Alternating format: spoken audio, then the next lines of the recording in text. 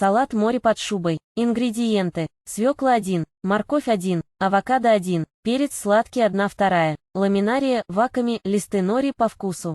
Кешью, майонез. 1 стакан кешью замочить на ночь. Смешать его в блендере с водой, солью, перцем, лимонным соком, чесноком, специями по вкусу. Делайте соус, ориентируясь на свои вкусовые рецепторы. Можно заменить на соевую сметану и так далее.